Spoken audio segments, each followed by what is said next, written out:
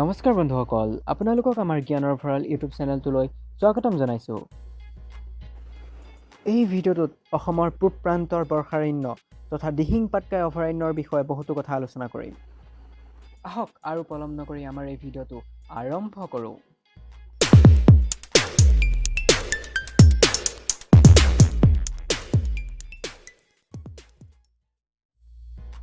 আজিৰ এই দিহিং পাটকাই অভয়াৰণ্য বিষয়টোৰ দুটা গুৰুত্বপূৰ্ণ দিশৰ বিষয়ে আলোচনা কৰিম। প্ৰথমটো হ'ল এক প্ৰতিবাদী দৃষ্টিভংগীৰ হিচাপে দিহিং পাটকাই অভয়াৰণ্য আৰু দ্বিতীয়টো হ'ল প্ৰতিযোগিতামূলক পৰীক্ষা অথবা কম্পিটিটিভ এক্সামৰ দৃষ্টিভংগীৰে দিহিং পাটকাই অভয়াৰণ্য। এতিয়া প্ৰথমটো বিষয় অৰ্থাৎ এক প্ৰতিবাদী বিষয় হিচাপে দিহিং পাটকাই অভয়াৰণ্য বিষয়টো আৰম্ভ কৰোঁ। বৰ্তমান সময়ত COVID-19ৰ দৰে মহামাৰীয়ে সমগ্ৰ বিশ্বতে আতংক সৃষ্টি কৰিছে। এই আতংকৰ ফলত সমগ্ৰ বিশ্বজুৰি দেশবোৰত লকডাউন আৰম্ভ কৰি COVID-19ৰ দৰে মহামাৰীৰ পৰিস্থিতি নিয়ন্ত্ৰণ কৰিবলৈ প্ৰচেষ্টা চলাইছে। এই লকডাউনে দেশৰ অৰ্থনৈতিক বুনিয়াদী শিথিল কৰি তুলিছে। আমেৰিকাৰ দৰে উন্নত দেশতো অৰ্থনৈতিক ভেটি দুৰ্বল হৈ ভাঙি পৰিছে। ভাৰতকে আদি কৰি সমগ্ৰ পৃথিৱীতেই কৰোনা মহামাৰীয়ে আতংক সৃষ্টি কৰাৰ সময়তে ভাৰতবৰ্ষৰ বৰ্তমানৰ কেন্দ্ৰীয় চৰকাৰ বা মোদী চৰকাৰৰ নেতৃত্বত ৰাষ্ট্ৰীয় বন্যপ্ৰাণী বোৰ্ডে চমুকৈ NBWL অসম তথা উত্তৰ পূৰ্বাঞ্চলৰ দিহিং পাটকাই অভয়াৰণ্যৰ অন্তৰ্গত হস্তি সংৰক্ষিত বনাঞ্চলৰ 95.59 হেক্টৰ মাটি কোৰ ইণ্ডিয়া লিমিটেডক কয়লা খননৰ বাবে সেউজ সংকেত প্ৰদান কৰে। এই সেউজ সংকেত প্ৰদান কৰাৰ ফলত সমগ্ৰ অসমৰ পৰিৱেশ প্ৰেমী বা প্ৰাকৃতিৰ প্ৰেমী ব্যক্তিসকলৰ লগতে যুৱক সমাজ অথবা ছাত্ৰ ছাত্ৰীসকলে এই কয়লা খনন কাৰ্যৰ বিৰুদ্ধে তীব্ৰ প্ৰতিবাদ সাব্যস্ত কৰে। এই প্ৰতিবাদী কাৰ্যসূচীত অসমৰ বহুতো প্ৰাকৃতিপ্ৰেমী ব্যক্তিসকলৰ লগতে কটন কলেজ, গুৱাহাটী বিশ্ববিদ্যালয়ৰ যুৱক সমাজে গুৰুত্বপূৰ্ণভাৱে অংশগ্ৰহণ কৰিছিল। যিদৰে আমি সমগ্ৰ অসমবাসীয়ে বিদেশীক খেদাবলৈ আগবাঢ়ি আহিছিলোঁ, সেইদৰে অসমৰ দিহিং পাটকাই অভয়াৰণ্যখনক ৰক্ষা কৰিবলৈ ওলাই আহিব লাগিব। তেতিয়াহে অসমৰ পূৰ্বৰ আমাজন নামেৰে চিনাক্ত দিহিং পাটকাই অভয়াৰণ্যখন সুৰক্ষিত হৈ থাকিব। আজিৰ আলোচিত বিষয়টো তথা দিহিং পাটকাই অভয়াৰণ্যৰ বিষয়টোৰ দুটা দিশৰ প্ৰথমটো দিশৰ বিষয়ে ইতিমধ্যে আলোচনা কৰিলোঁ। এতিয়া আৰম্ভ কৰোঁ দ্বিতীয়টো বিষয়। দ্বিতীয়টো বিষয় হ'ল প্ৰতিযোগিতামূলক পৰীক্ষাৰ দৃষ্টিভংগীৰে বা কম্পিটিটিভ এক্সামৰ দৃষ্টিভংগীৰে দিহিং পাটকাই অভয়াৰণ্য। আপুনি যদি এই লকডাউন খোলাৰ পাছত চাকৰিৰ বাবে কোনো ধৰণৰ কম্পিটিটিভ এক্সাম বা প্ৰতিযোগিতামূলক পৰীক্ষা দিম বুলি ভাবিছে, তেনেহ'লে এই দিহিং পাটকাই অভয়াৰণ্যৰ লগত জড়িত থকা এটা নহয় এটা প্ৰশ্ন আহিবই। কিয়নো দিহিং পাটকাই কয়লা খননৰ ঘটনাটো বৰ্তমান চৰ্চিত বিষয় হিচাপে হৈ পৰিছে। যদিহে আপুনি কোনো ধৰণৰ কম্পিটিটিভ এক্সাম দিয়াৰ প্ৰস্তুতি আৰম্ভ কৰা নাই, তথাপিও অসমবাসী হিচাপে এই দিহিং পাটকাই অভয়াৰণ্যৰ লগত জড়িত থকা প্ৰশ্নকেইটা জনাটো অতিকৈ প্ৰয়োজন। এই ভিডিঅ'টোত 20টা গুৰুত্বপূৰ্ণ প্ৰশ্নৰ উত্তৰ কৰোৱাৰ লগতে আটাইতকৈ গুৰুত্বপূৰ্ণ প্ৰশ্নকেইটা পুনৰ এবাৰ ৰিভাইজ কৰাই দিম, যাতে এই ভিডিঅ'টোতেই সকলোবোৰ প্ৰশ্ন মনত ৰয়। আহক ভিডিঅ'টোৰ বা প্ৰশ্নকেইটা আৰম্ভ কৰোঁ। এতিয়া আমি প্ৰথম প্ৰশ্নটো আৰম্ভ কৰোঁ। প্ৰথম প্ৰশ্নটো হৈছে দিহিং পাটকাই অভয়াৰণ্যখন ক'ত অৱস্থিত? এই দিহিং পাটকাই অভয়াৰণ্যখন অসমৰ ডিব্ৰুগড় আৰু তিনিচুকীয়া জিলাত অৱস্থিত। আপোনালোকে মনত ৰাখিব যে দিহিং পাটকাই অভয়াৰণ্যখন ক'ত অৱস্থিত? দিহিং পাটকাই অভয়াৰণ্যখন অসমৰ ডিব্ৰুগড় আৰু তিনিচুকীয়া জিলাত অৱস্থিত। আমাৰ প্ৰথম প্ৰশ্নটো শেষ হ'ল। এতিয়া আমি আৰম্ভ কৰোঁ দ্বিতীয় প্ৰশ্নটো। আমাৰ দ্বিতীয় প্ৰশ্নটো হ'ল দিহিং পাটকাই অভয়াৰণ্যখনৰ অন্য এটা কি নামেৰে জনা যায়? এই দিহিং পাটকাই অভয়াৰণ্যখনৰ অন্য এটা নাম হ'ল পূৰ্বৰ আমাজন। আমাৰ অসমৰ পূব প্ৰান্ত বা উত্তৰ পূব ভাৰতৰ পূব প্ৰান্তত অৱস্থিত দিহিং পাটকাই অভয়াৰণ্যখনক পূৰ্বৰ আমাজন নামেৰে জনা যায়। আপোনালোকে মনত ৰাখিব। এতিয়া আমাৰ দ্বিতীয় প্ৰশ্নটো হ'ল। এতিয়া আমি আগবাঢ়োঁ তৃতীয় প্ৰশ্নটোলৈ। আমাৰ তৃতীয় প্ৰশ্ন। এতিয়া আমি 3 নম্বৰ প্ৰশ্নটোৰ ফালে আগবাঢ়োঁ। 3 নম্বৰ প্ৰশ্নটো হৈছে দিহিং পাটকাই বৰ্ষাৰণ্যখনক কেতিয়া দিহিং পাটকাই অভয়াৰণ্য হিচাপে স্বীকৃতি লাভ কৰিছিল? এই দিহিং পাটকাই বৰ্ষাৰণ্যখনক দিহিং পাটকাই অভয়াৰণ্য হিচাপে 2004 চনৰ 13 জানুৱাৰী তাৰিখে স্বীকৃতি পাইছিল। আপোনালোকে মনত ৰাখিব কিমান চন? 2004 চন। সেই তাৰিখটো হ'ল 13 জানুৱাৰী। আমাৰ 3 নম্বৰ প্ৰশ্নটো হ'ল। এতিয়া আমি আগবাঢ়োঁ 4 নম্বৰ প্ৰশ্ন। এতিয়া 4 নম্বৰ প্ৰশ্নটো হৈছে দিহিং পাটকাই অভয়াৰণ্যখনৰ ক্ষেত্ৰফল কিমান? এই দিহিং পাটকাই অভয়াৰণ্যখনৰ ক্ষেত্ৰফল বা মাটিকালি হ'ল 111.19 বৰ্গ কিলোমিটাৰ। আপোনালোকে এইটো মনত ৰাখিব যে দিহিং পাটকাই অভয়াৰণ্যখনৰ ক্ষেত্ৰফল হৈছে 111.19 বৰ্গ কিলোমিটাৰ। 4 নম্বৰ প্ৰশ্নটো হ'ল যিহেতু আমি এতিয়া 5 নম্বৰ প্ৰশ্নটো যাওঁ। 5 নম্বৰ প্ৰশ্নটো হৈছে দিহিং পাটকাই অভয়াৰণ্যখনৰ কাষতে থকা তেল শোধনাগাৰটোৰ নাম কি? বা এই প্ৰশ্নটো এই ধৰণে নাহি অন্য এক প্ৰকাৰ আহিব পাৰে, সেইটো হ'ল অসমৰ প্ৰথম তেল শোধনাগাৰ নাম কি? এতিয়া আপোনালোকে এই দিহিং পাটকাই অভয়াৰণ্যখনৰ কাষতে থকা তেল শোধনাগাৰ আৰু অসমৰ প্ৰথমটো তেল শোধনাগাৰৰ নাম দুইটা একেই, যিহেতু এই তেল শোধনাগাৰটোৰ নাম হৈছে ডিগবৈ তেল শোধনাগাৰ। এই ডিগবৈ তেল শোধনাগাৰ দিহিং পাটকাই অভয়াৰণ্যৰ কাষতে আছে আৰু লগতে অসমৰ প্ৰথমটো তেল শোধনাগাৰ। এই তেল শোধনাগাৰটোৰ ফটো এখন আপোনালোকে ইয়াত দিছোঁৱে, আপোনালোকে চাব পাৰিব। এই তেল শোধনাগাৰটো 1901 চনত স্থাপিত কৰা হৈছিল আৰু এইটো অকল অসমৰ প্ৰথমটো তেল শোধনাগাৰ নহয়, এইটো সমগ্ৰ এছিয়া মহাদেশৰ প্ৰথমটো তেল শোধনাগাৰ। আপোনালোকে এই কথাটো মনত ৰাখিব, এই ডিগবৈ তেল শোধনাগাৰটো অকল অসমৰ প্ৰথমটো তেল শোধনাগাৰ নহয়, এইটো এছিয়াৰ প্ৰথমটো তেল শোধনাগাৰ। এতিয়া আমি আগবাঢ়োঁ 6 নম্বৰ প্ৰশ্নটোলৈ। 6 নম্বৰ প্ৰশ্নটো হৈছে দিহিং পাটকাই অভয়াৰণ্যৰ দুটা গুৰুত্বপূৰ্ণ ঠাইৰ নাম। এই দিহিং পাটকাই অভয়াৰণ্যৰ দুটা গুৰুত্বপূৰ্ণ ঠাইৰ নাম হৈছে দ্বিতীয় বিশ্বযুদ্ধৰ সমাধিস্থল আৰু ষ্টিলৱে পথ। আপোনাক যদি কোনোবা কম্পিটিটিভ এক্সামত আহে যে দিহিং পাটকাই অভয়াৰণ্যৰ দুটা গুৰুত্বপূৰ্ণ ঠাইৰ নাম, তেতিয়া আপোনালোকে লিখিব দ্বিতীয় বিশ্বযুদ্ধৰ সমাধিস্থল আৰু ষ্টিলৱে পথ। 6 নম্বৰ প্ৰশ্নটো যিহেতু হ'ল, এতিয়া আমি যাওঁ 7 নম্বৰ প্ৰশ্ন। 7 নম্বৰ প্ৰশ্নটো হৈছে দিহিং পাটকাই বন্যপ্ৰাণী অভয়াৰণ্যখন সৰ্বমুঠ কেইটা অংশৰে গঠিত আৰু সেইকেইটা কি কি? এই দিহিং পাটকাই বন্যপ্ৰাণী অভয়াৰণ্যখন সৰ্বমুঠ 3টা অংশৰে গঠিত। সেই 3টা অংশ হ'ল জয়পুৰ, দিহিং নৈ আৰু দিৰক বৰ্ষাৰণ্য। আপোনালোকে মনত ৰাখিব দিহিং পাটকাই বন্যপ্ৰাণী অভয়াৰণ্যখন 3টা অংশৰে গঠিত। সেই 3টা হ'ল জয়পুৰ, দিহিং নৈ, দিৰক বৰ্ষাৰণ্য। 7 নম্বৰ প্ৰশ্নটো যিহেতু কমপ্লিট হ'ল, এতিয়া আমি আগবাঢ়োঁ 8 নম্বৰ প্ৰশ্ন। 8 নম্বৰ প্ৰশ্নটো হৈছে কোন কেইটা সংস্থাই দিহিং পাটকাই অভয়াৰণ্যৰ বিষয়ে অধ্যয়ন কৰিছিল? এই দিহিং পাটকাই অভয়াৰণ্যৰ বিষয়ে অধ্যয়ন কৰা সংস্থাকেইটা হ'ল Nature's Beckon, Bombay Natural History Society আৰু ৱাইল্ড লাইফ ইণ্টাৰনেশ্যনেল। আপোনালোকক যদি কোনোবাই সোধে বা কোনোবা কম্পিটিটিভ এক্সামত আহে, আপোনালোকে লিখিব যে কি Natural Beckon, Bombay Natural History Society আৰু ৱাইল্ড লাইফ ইণ্টাৰনেশ্যনেল। এতিয়া এই 3টা সংস্থাৰ লগত জড়িত থকা এটা প্ৰশ্ন আপোনালোকক কৈ দিওঁ বা অন্য এটা প্ৰশ্ন আপোনালোকক কৈ দিওঁ।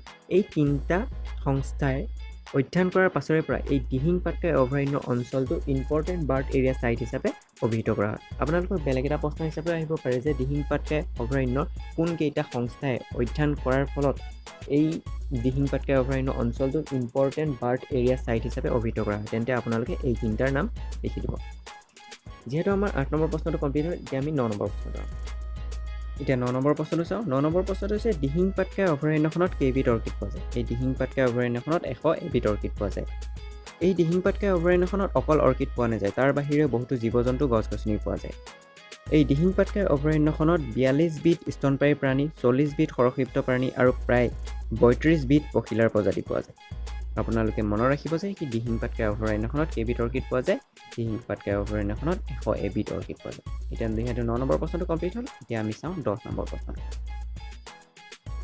10 নম্বৰ প্ৰশ্নটো হৈছে ভাৰতবৰ্ষৰ পোনপ্ৰথমে দিহিং পাটকাই অভয়াৰণ্যত পোৱা অৰ্কিডবিধৰ নাম কি? প্ৰশ্নটো অলপ সহজ কৰি দিওঁ। ভাৰতবৰ্ষত পোনপ্ৰথমে পোৱা ক'ত পাইছিল দিহিং পাটকাই অভয়াৰণ্যত পোৱা অৰ্কিডবিধৰ নাম কোৱা? অৰ্কিডবিধৰ নাম হৈছে ট্ৰিক্সপাৰ্কুমা একুমেনিটেছিমাম। প্ৰশ্নটো তাৰমানে উত্তৰটো বহুত জটিল। আপোনালোকে এই উত্তৰটো বা এই অৰ্কিডবিধৰ নামটো আপোনালোকে গুগলত টাইপিং কৰি বা ইউডিকশ্যনেৰী এপটোত টাইপিং কৰি আপোনালোকে ভইচ ৰেকৰ্ডিংটো শুনি ল'ব। এতিয়া 10 নম্বৰ প্ৰশ্নটো যিহেতু আমাৰ কমপ্লিট হৈছে, আমি চাওঁ এতিয়া 11 নম্বৰ। 11 নম্বৰ প্ৰশ্নটো হৈছে দিহিং পাটকাই অভয়াৰণ্যখনৰ লগত জড়িত থকা উৎসৱটোৰ নাম কি? এইটো বহুত গুৰুত্বপূৰ্ণ প্ৰশ্ন। প্ৰশ্নটোৰ উত্তৰ হ'ল দিহিং পাটকাই উৎসৱ। দুইটা নাম প্ৰায় একেই। এই দিহিং পাটকাই উৎসৱৰ লগত জড়িত থকা এটা সৰু তথ্য আমি চাওঁ। পাটকাই পৰ্বত আৰু দিহিং নদীৰ নাম অনুসৰি এই উৎসৱটোৰ নাম ৰখা হৈছে। আপোনালোকে এই কথাটো মনত ৰাখিব যে কি পাটকাই পৰ্বত আৰু দিহিং নদীৰ নাম অনুসৰি এই উৎসৱ তথা দিহিং পাটকাই উৎসৱৰ নাম ৰখা হৈছে। সেইটো গুৰুত্বপূৰ্ণ। যিহেতু আমাৰ 11 নম্বৰ প্ৰশ্নটো হৈ গ'ল, আমি এতিয়া চাওঁ 12 নম্বৰ প্ৰশ্ন। 12 নম্বৰ প্ৰশ্নটো হৈছে দিহিং পাটকাই বাৰ্ষিক উৎসৱটো কোন ঠাইত অনুষ্ঠিত কৰা হয়? এই দিহিং পাটকাই বাৰ্ষিক উৎসৱটোৰ অসমৰ তিনিচুকীয়া জিলাৰ লেখাপানীত অনুষ্ঠিত কৰা হয়। 12 নম্বৰ প্ৰশ্নটো যিহেতু হৈ গ'ল, আপোনালোকে মনত ৰাখিব যে কি অসমৰ তিনিচুকীয়া জিলাৰ লেখাপানীত দিহিং পাটকাই উৎসৱটো অনুষ্ঠিত কৰা হয়। যিহেতু 12 নম্বৰ প্ৰশ্নটো হৈ গ'ল, এতিয়া আমি 13 নম্বৰ প্ৰশ্ন চাওঁ। 13 নম্বৰ প্ৰশ্নটো হৈছে দিহিং পাটকাই উৎসৱটো কেতিয়াৰ পৰা নিয়মীয়াকৈ পতা হয়? এই দিহিং পাটকাই উৎসৱটো 2002 চনৰ ডিচেম্বৰ মাহত। মাহটো আপোনালোকে মনত ৰাখিব, ডিচেম্বৰ মাহৰ পৰা এই দিহিং পাটকাই উৎসৱটো নিয়মীয়াকৈ পতা হয় মানে বাৰ্ষিক বছৰৰ পাছত বছৰ বাৰ্ষিককৈ পতা হয় প্ৰতিটো বছৰত মূৰে পতা হয় এতিয়া 13 নম্বৰ প্ৰশ্নটো আমাৰ কমপ্লিট হৈ গ'ল 13 নম্বৰ প্ৰশ্নটো আছিল দিহিং পাটকাই উৎসৱটো কেতিয়াৰ পৰা নিয়মীয়াকৈ উদযাপন কৰা হয় দিহিং পাটকাই উৎসৱটো 2002 চনৰ ডিচেম্বৰ মাহৰ পৰা নিয়মীয়াকৈ উদযাপন কৰা হয় এতিয়া আমি 14 নম্বৰ প্ৰশ্নটো চাওঁ 14 নম্বৰ প্ৰশ্নটো হৈছে 2002 বৰ্ষৰ দিহিং পাটকাই উৎসৱৰ মুখ্য অতিথি কোন আছিল এই তাৰমানে নিয়াৰিকৈ পতা বৰ্ষ মানে প্ৰথম যেতিয়া নিয়াৰিকৈ পাতিছিল বা আনুষ্ঠানিকভাৱে পাতিছিল তেতিয়াৰ মুখ্য অতিথি কোন আছিল তেতিয়াৰ মুখ্য অতিথি মানে 2002 প্ৰশ্নটো ভালকৈ পঢ়ি চাই ল'ব 2002 বৰ্ষৰ দিহিং পাটকাই উৎসৱৰ মুখ্য অতিথি আছিল ভাৰতবৰ্ষৰ প্ৰাক্তন ৰাষ্ট্ৰপতি ডক্টৰ APJ আব্দুল কালাম আপোনালোকে এইটো প্ৰশ্ন মনত ৰাখিব যে কি 2002 বৰ্ষ বা নিয়াৰিকৈ পালন কৰা বৰ্ষৰে মুখ্য অতিথি কোন আছিল কোনটো তাৰমানে উৎসৱটো হ'ল দিহিং পাটকাই উৎসৱৰ মুখ্য অতিথি কোন আছিল ভাৰতবৰ্ষৰ প্ৰাক্তন ৰাষ্ট্ৰপতি ডক্টৰ APJ আব্দুল কালাম আমাৰ 14 নম্বৰ প্ৰশ্নটো হ'ল যেটো আমি 15 নম্বৰ প্ৰশ্নটো চাওঁ 15 নম্বৰ প্ৰশ্নটো হ'ল দিহিং পাটকাই উৎসৱটি কেইদিন ধৰি উদযাপন কৰা হয় এই দিহিং পাটকাই উৎসৱটো 4 দিন ধৰি উদযাপন কৰা হয় এই 4 দিন হ'ল 16 জানুৱাৰীৰ পৰা 19 জানুৱাৰীলৈকে আপোনালোকে মনত ৰাখিব যে কি দিহিং পাটকাই উৎসৱটো 4 দিন ধৰি উদযাপন কৰা হৈছে 16 জানুৱাৰীৰ পৰা 19 জানুৱাৰীলৈকে যেটো আমাৰ 15 নম্বৰ প্ৰশ্নটো কমপ্লিট হ'ল এতিয়া চাওঁ 16 নম্বৰ 16 নম্বৰ প্ৰশ্নটো হৈছে দিহিং পাটকাই উৎসৱটিৰ উল্লেখযোগ্য আকৰ্ষণ কি এতিয়া দিহিং পাটকাই উৎসৱটো উদযাপন কৰা হ'ল প্ৰথম আকৰ্ষণটো হ'ল দুটা আকৰ্ষণ আছে প্ৰথম আকৰ্ষণটো হ'ল দ্বিতীয় বিশ্বযুদ্ধৰ সৈনিকসকলৰ সমাধিস্থলৰ পৰিবহণ কৰাৰ সুবিধা এই দিহিং পাটকাই অভয়াৰণ্যৰ উৎসৱটিৰ উল্লেখযোগ্য আকৰ্ষণৰ প্ৰথমটো হ'ল দ্বিতীয় বিশ্বযুদ্ধৰ সৈনিকসকলৰ সমাধিস্থলৰ পৰিবহণ কৰাৰ সুবিধা আৰু দ্বিতীয়টো হ'ল অসমক ম্যানমাৰৰ সৈতে সংযোগ কৰা ষ্টিলৱে পথৰ চোৱা চিতাৰ সুবিধা আপোনালোকে এটা মনত ৰাখিব যে কি দিহিং পাটকাই উৎসৱটিৰ উল্লেখযোগ্য আকৰ্ষণ কি আপোনালোকে 1-2 পইণ্টৰ আছে আপোনালোকে চাই মনত ৰাখিব 16 নম্বৰ প্ৰশ্নটো যিহেতু হ'ল আমি চাওঁ এতিয়া 17 নম্বৰ প্ৰশ্নটো 17 নম্বৰ প্ৰশ্নটো হৈছে পাটকাই পৰ্বতমালাৰ উচ্চতম শৃংগটোৰ নাম কি যিহেতু আমি দিহিং পাটকাই কৈ আছোঁ সেইবাবে এই পাটকাই পৰ্বতমালাৰ উচ্চতম শৃংগটো আহিব পাৰে সেইবাবে আপোনালোকক জনাই দিলোঁ এই পাটকাই পৰ্বতমালাৰ উচ্চতম শৃংগটো হৈছে মাউণ্ট চাৰামতি আপোনালোকে উচ্চতাটো চাই ল'ব 3826 মিটাৰ আপোনালোকে মনত ৰাখিব যে কি পাটকাই পৰ্বতমালাৰ উচ্চতম শৃংগটো হ'ল মাউণ্ট চাৰামতি উচ্চতা হ'ল 3826 মিটাৰ এটা 17 নম্বৰ প্ৰশ্ন যেটো কমপ্লিট হ'ল আমি চাওঁ এতিয়া 18 নম্বৰ প্ৰশ্নটো হৈছে দিহিং নৈৰ ডাঙৰ উপনৈখন যেহেতু আমি দিহিং পাটকাই নৈৰ সংলগ্ন হৈ আছে সেই কথাটোত সেইবাবে আমি দিহিং নৈৰ ডাঙৰ উপনদীখন অন্তৰ্ভুক্ত কৰি দিছোঁ এই দিহিং নৈ ডাঙৰ উপনদীখনৰ নাম হৈছে তিৰাপ নৈ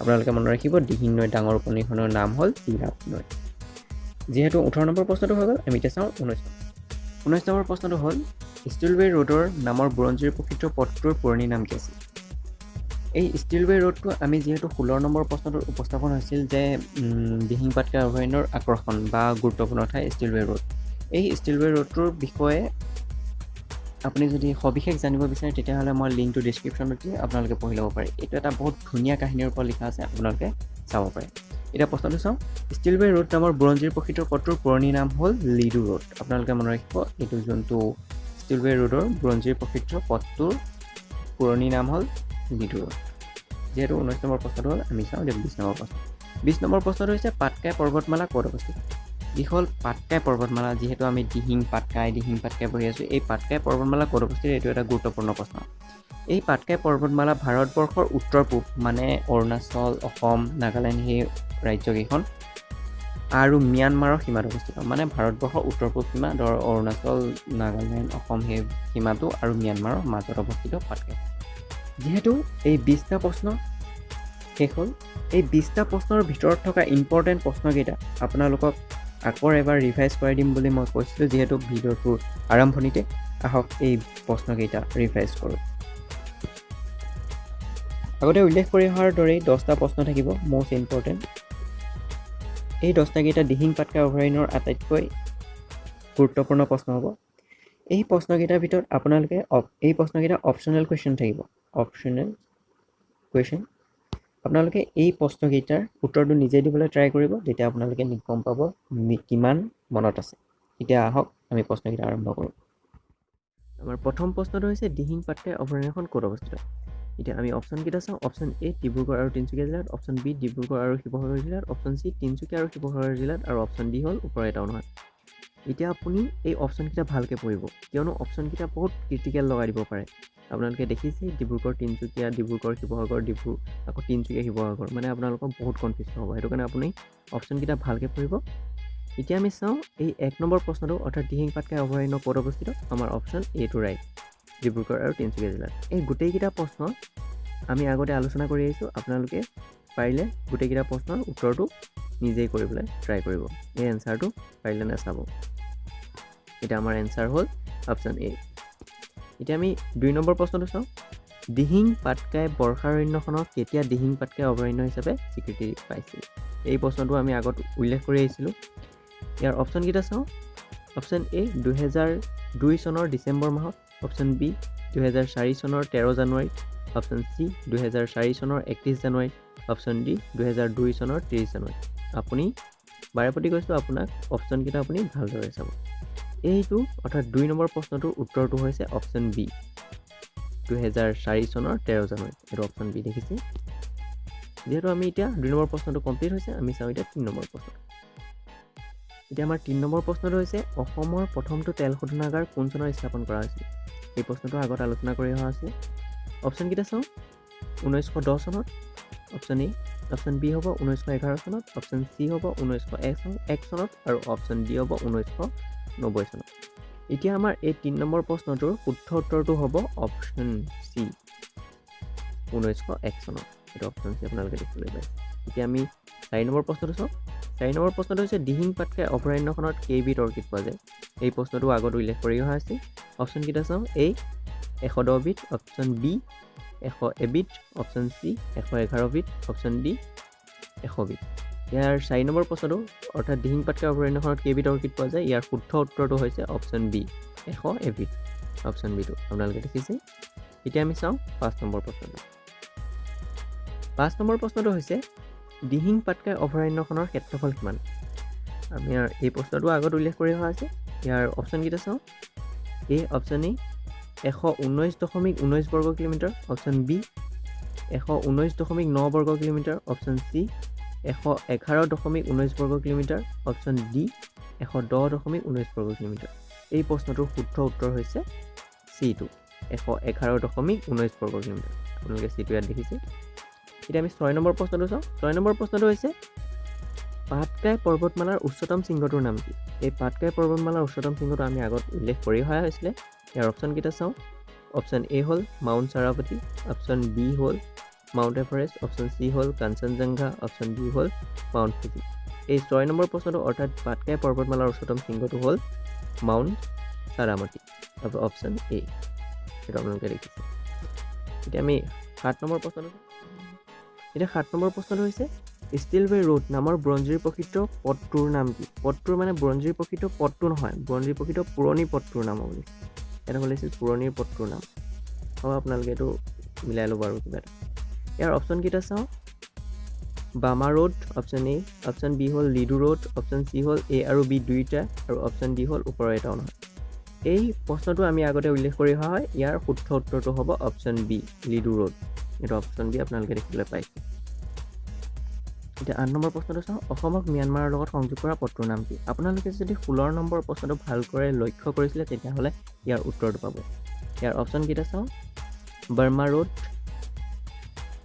লিডু ৰোড ষ্টিলৱে ৰোড আৰু ওপৰৰ এটাও নহয় ইয়াৰ শুদ্ধ এনচাৰটো হ'ব অপশ্যন চি ষ্টিলৱে ৰোড অসমক ম্যানমাৰৰ সৈতে সংযোগ কৰা পথটোৰ নাম হ'ল ষ্টিলৱে ৰোড ইয়াত উত্তৰটো অলপ ভুল হৈছে আপোনালোকে এনচাৰ চি কৰি ল'ব ইয়াত এনচাৰ চি এতিয়া আমি 9 নম্বৰ প্ৰশ্নটো চাওঁ 9 নম্বৰ প্ৰশ্নটো হৈছে দিহিং নৈ ডাঙৰ উপনৈখনৰ নাম কি এতিয়া আমি অপশ্যনকেইটা চাওঁ অপশ্যন এ নামচাং নৈ অপশ্যন বি তিৰাপ নৈ অপশ্যন চি নামদাং নৈ অপশ্যন ডি ডিৰাক নৈ এই প্ৰশ্নটো আমি আগত আলোচনা কৰি অহা হৈছিলে আপোনালোকে যদি ভিডিঅ'টো মনোযোগেৰে চাইছে তেনেহ'লে ইয়াৰ উত্তৰটো দিব পাৰিব এই 9 নম্বৰ প্ৰশ্নটোৰ উত্তৰ হৈছে অপশ্যন বি বা তিৰাপ নৈ এইটো আপোনালোকে অপশ্যন বি দেখিছে এতিয়া আমি 10 নম্বৰ প্ৰশ্নটো চাওঁ আমাৰ 10 নম্বৰ প্ৰশ্নটো হৈছে দিহিং পাটকাই উৎসৱটি কেতিয়াৰ পৰা কেতিয়ালৈকে উদযাপন কৰা হৈছে এতিয়া আমি অপশ্যনকেইটা চাওঁ এ 16 জানুৱাৰীৰ পৰা 19 জানুৱাৰীলৈকে বি 15 জানুৱাৰীৰ পৰা 19 জানুৱাৰীলৈকে চি এ আৰু বি দুইটা আৰু ডি পৰা এটাও নহয় বিশেষকৈ চিটোতো হ'বই নোৱাৰে, এই দুইটাটো হ'বই নোৱাৰে। এতিয়া চাওঁ এই দুটাৰ ভিতৰত এ আৰু বি দুটাৰ ভিতৰত কোনটো শুদ্ধ হয়। এই প্ৰশ্নটো আমি আগত আলোচনা কৰি অহা হৈছে। আপোনালোকে যদি ভিডিঅ'টো ভালকৈ চাইছে এই প্ৰশ্নটোৰ উত্তৰ দিব পাৰিব। এই প্ৰশ্নটোৰ উত্তৰটো হৈছে অপশ্যন এ 16 জানুৱাৰীৰ পৰা 19 জানুৱাৰীলৈকে। আমি আগত আলোচনা কৰিছিলোঁ যিহেতু এই দিহিং পাটকাই উৎসৱটো 4 দিনীয়া উৎসৱ হয়, 4 দিনীয়া উৎসৱ, আৰু এই উৎসৱটো 16 জানুৱাৰীৰ পৰা আৰম্ভ হৈ 19 জানুৱাৰীলৈকে শেষ হয়। আমাৰ এই 10 নম্বৰ প্ৰশ্নটোৰ অপশ্যন এটো হ'ব শুদ্ধ অঞ্চল। আমি ভিডিঅ'টোত উল্লেখ কৰি অহাৰ ধৰণে 10টা প্ৰশ্ন ইতিমধ্যে সমাপ্ত হৈছে, আৰু এই 10টা প্ৰশ্ন আপোনালোকে কেইটা প্ৰশ্নৰ শুদ্ধ উত্তৰ দিব পাৰিলে কমেণ্ট কৰিব নাপাহৰিব। যদিহে এই ভিডিঅ'টোৰ পৰা আপোনালোকে অলপ হ'লেও উপকৃত হৈছে তেনেহ'লে এই ভিডিঅ'টোত এটা লাইক কৰিব নাপাহৰিব, আৰু এই ধৰণৰ নলেজেবল ভিডিঅ' পাই থাকিবলৈ আমাৰ চেনেলটো ছাবস্ক্ৰাইব কৰি কাষত থকা ন'টিফিকেশ্যন বেলটো অল কৰিবলৈ নাপাহৰিব। আজিলৈ ইমানেই। জয় অসম। থেংকছ ফৰ ৱাচিং।